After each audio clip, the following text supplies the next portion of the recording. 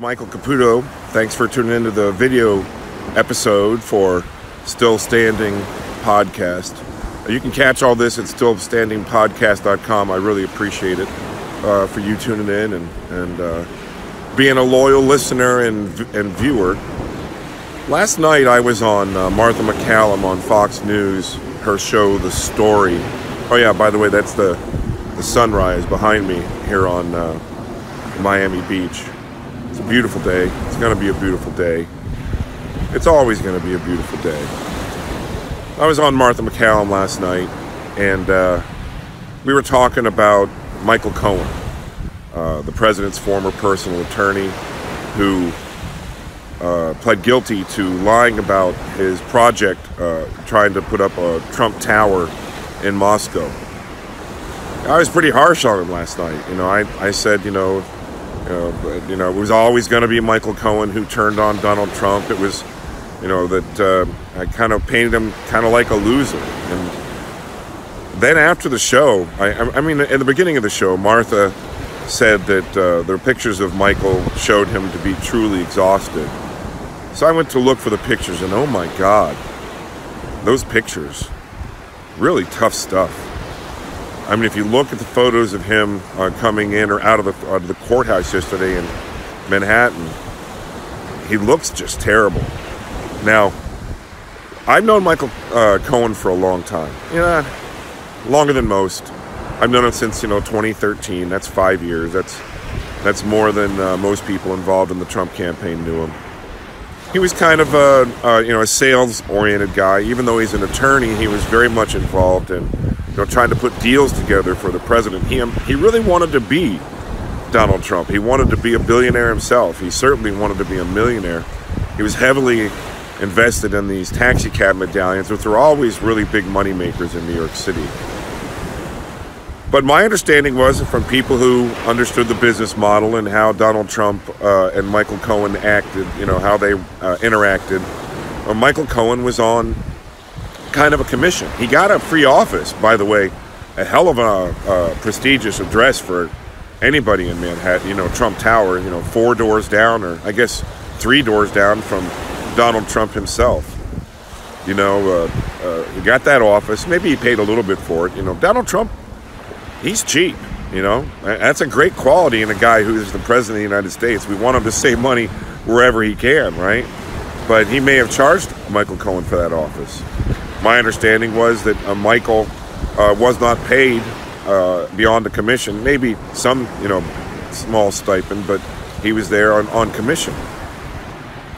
He did things like sell apartments, which he got a small slice of, had a real estate license in order to do that kind of stuff.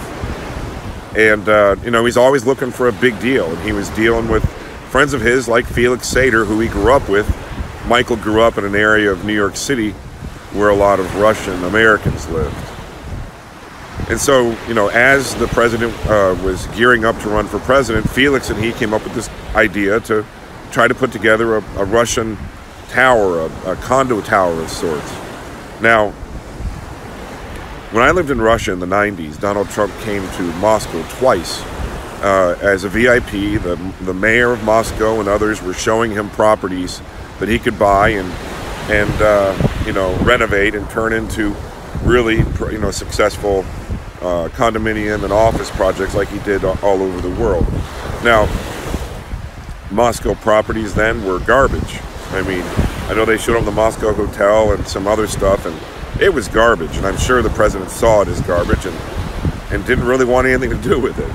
He never got invested there, but he always was very interested. And when I first started working with him, he used to talk to me, since he knew I had lived in Russia for 7 years, about how he always wanted to do business there, but never could because, frankly, it was just too corrupt. It was too difficult. Too many people trying to, for bribes and stuff. And the president understood that he couldn't do things that would violate the Foreign Corrupt Practices Act.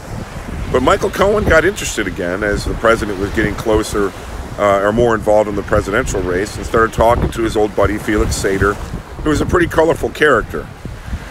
Talking about doing a Moscow business tower, a Moscow Trump Tower, really lit Michael up, I'm sure. He never spoke to me about it, but I can imagine after the dribs and drabs of commissions that he got from selling condominiums in different Trump properties, he's always been looking for that big deal, you know, the big cash out, and he saw the Moscow Tower as a way to make millions.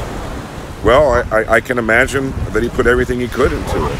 And frankly, you know, just like a lot of the deals that Michael Cohen was involved in, the big deals, it just fell apart. Now, you know, I understand just knowing President Trump and how you know, let's say frugal he is, that he would say, oh, you know, Michael would say, I got some more news on the Moscow project, and the president would shrug his shoulders and say, let's see what Michael's got to do to, you know, got to talk about today. And he'd say, oh, okay, good. Keep going. You know, do whatever you can. You know, good luck. That's undoubtedly what went down. And I was really harsh on him on Martha McCallum's show last night. Frankly, I got to tell you, I feel bad about it after seeing those pictures. Look at that face. I'm telling you, the people that I know who are all caught up in this Mueller mess, the House and the Senate committee hearings, my friends, and there are a lot of them. I've heard all of them at one point in time, one day or another, sound like, you know, even suicidal, you know, sound absolutely despondent over this stuff. And boy, oh boy, the view of Michael Cohen's face in that photo, and remembering my words, as tough as I was on him, I feel I'm a little scared for him. I don't like the fact that he decided that he had to flip on the president. I don't like the fact that he seems to be copping to lies in order to feed into the narrative. It's very clear that the Mueller investigation has no Russian collusion, no cooperation between the Kremlin and the Trump campaign as a result of their long, drawn-out investigation. And this is what they got. Michael Cohen saying he lied about a Moscow project that was really never going anywhere. Really, it was his project he was trying to do, and it never went anywhere. It's something, really. I got to tell you, I feel badly for Michael Cohen. I really do. He's in a world of hurt. I know he's flipped on the president. I don't like that. The president said it yesterday. He's a weak guy. You know, they tried to get Paul Manafort that way. They tried to get Jerome Corsi that way. They tried to get me in a perjury trap. None of us have anything to give. There was no Russian collusion. You know, the president didn't do what they think he did. But Michael Cohen, he's up against it, you know. I've talked to him a lot in his office up there on the 26th floor. He loves his family. He used to brag about his daughter and talked about all the things he and his family did, the different, family events that they did and things like that. I know he's trying to protect his family. I know he's got to feel terrible about what he's doing.